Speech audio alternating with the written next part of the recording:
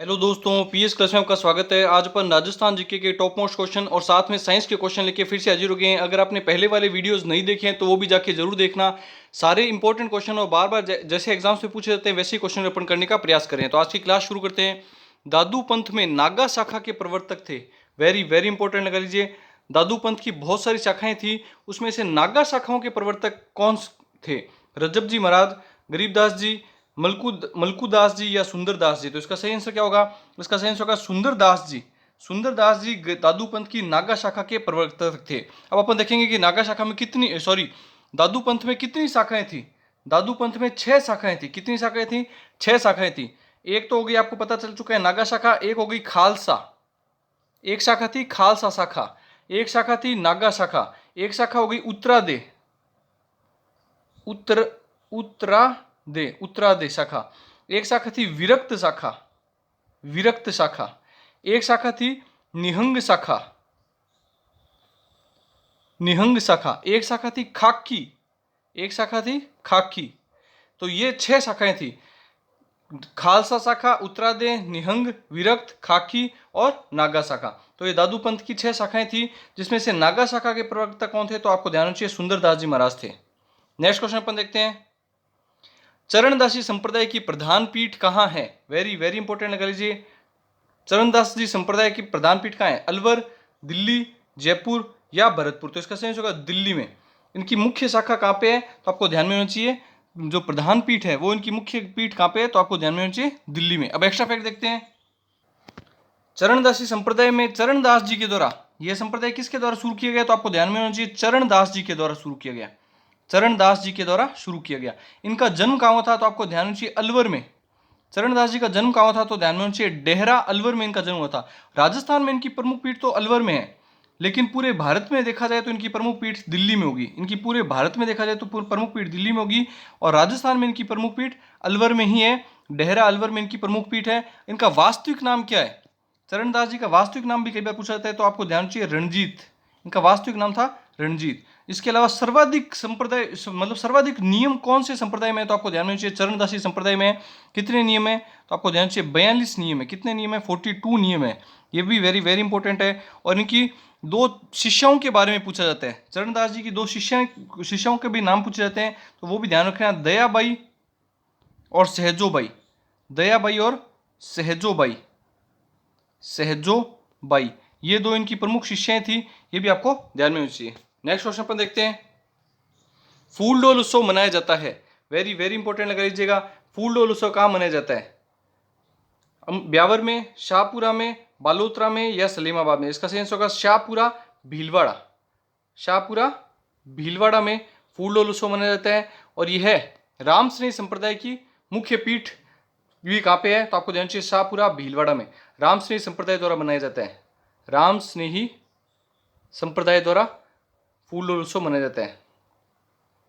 यह भी आपको ध्यान में होना चाहिए। नेक्स्ट क्वेश्चन अपन देखते हैं।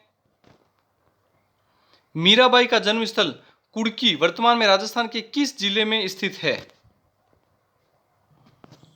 तो ये इनका जन्म स्थल आपको याद हो जाएगा, कुड़की। ये किस जिले में स्थित है? उदयपुर, पाली, नागौर या जैसलमेर। इसका सही आंसर होगा पाली जिले में।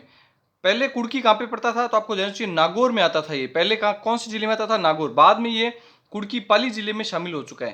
तो आपको ध्यान में चाहिए मीराबाई का जन्म स्थल कुड़की कहाँ पे है? पाली जिले में स्थित है। अब एक्स्ट्रा फैक्ट देखते हैं। मीराबाई के बचपन का नाम क्या था? तो आपको ध्यान में होना चाहिए पेम्मल। मीराबाई के बचपन का नाम क्या था? तो आपको ध्यान चाहिए पेम्मल नाम था इनका। और इनके पति का क्या नाम था? भोजराज। इनके पति का नाम था भोजराज, जो कि राणा सांगा के पुत्र थे। राणा सांगा के पुत्र थे। मेवाड़ के महाराणा राणा सांगा के पुत्र कौन थे? तो आपको ध्यान चाहिए भोजराज। और उनकी पत्नी का नाम था मीराबाई, और बचपन का नाम मीराबाई का पेम्मल।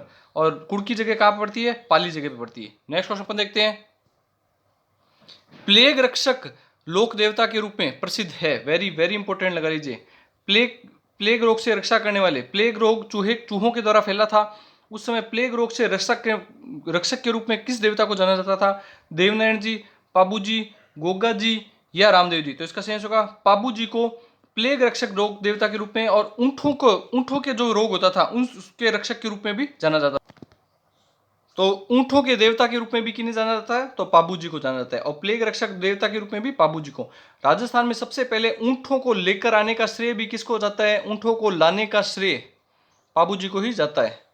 ऊंटों को लाने का श्रेय पाबू जी को जाता है। और ऊंटों को पालने वाली जाति कौन सी है, राइका और रेबारी, ये भी आपको ध्यान में होना चाहिए। नेक्स्ट क्वेश्चन पर देखते हैं। अब साइंस के क्वेश्चन करेंगे। शुद्ध जल का क्वथनांक होता है, शुद्ध जल का क्वथनांक कितना होता है, 10 degree, 100 degree, sorry 0 degree, 100 degree Celsius या 37 डिग्री। इसका सही आंसर होगा 100 डिग्री सेल्सियस। क्वथनांक मतलब boiling point, BP, boiling point. और गलनांक मतलब होता है, गलनांक का मतलब होता है मेल्टिंग पॉइंट, एमपी। मतलब ठोस से द्रव में बदल जाए।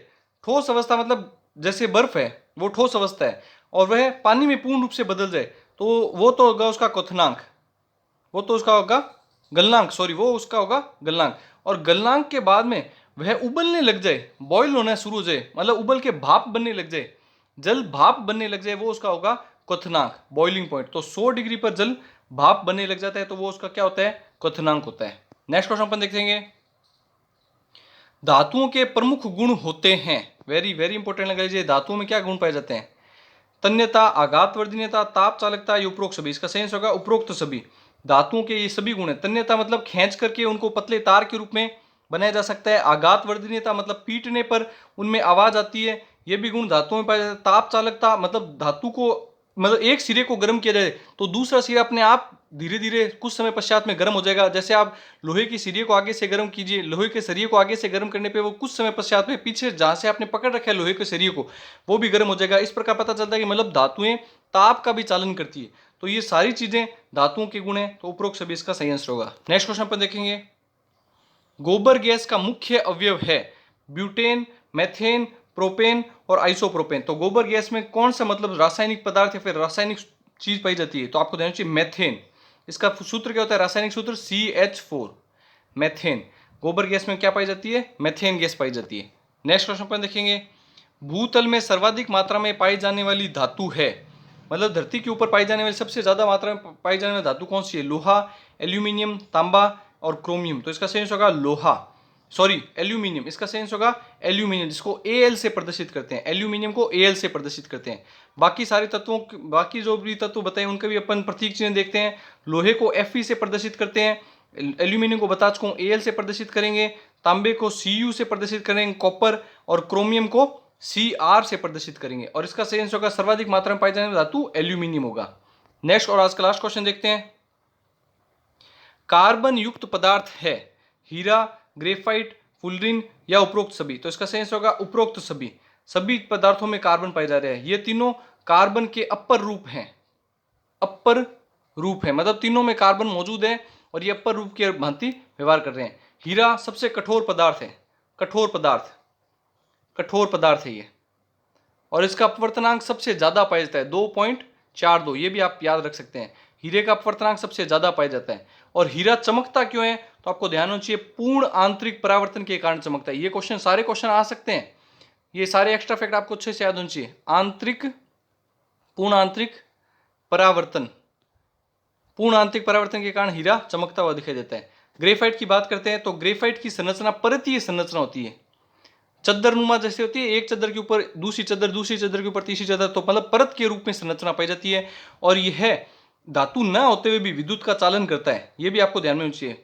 ग्रेफाइट विद्युत का चालन करता है। ग्रेफाइट जैसे पेंसिल में क्या है, पेंसिल में जो नोक वगैरह होती है वो काले रंग की जो नोक होती है वो ग्रेफाइट की ही बनी होती है। फुलरिन, इसको बकमिनिस्टर फुलरिन बोलते हैं, इसमें कार्बन की मात्रा 60 होती है, C60, और ये फुटबॉल के आकार जैसा होता है।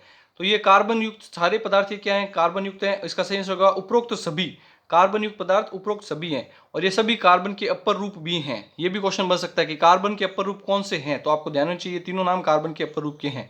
आई होप जो भी मैंने आपको एक्स्ट्रा फैक्ट बताए आपको अच्छे लगे होंगे। अच्छे लगे हैं तो ज़्यादा से ज़्यादा वीडियो को स्टडी ग्रुप में दोस्तों में शेयर कीजिए, चैनल को लाइक शेयर और सब्सक्राइब कीजिए। Thank you.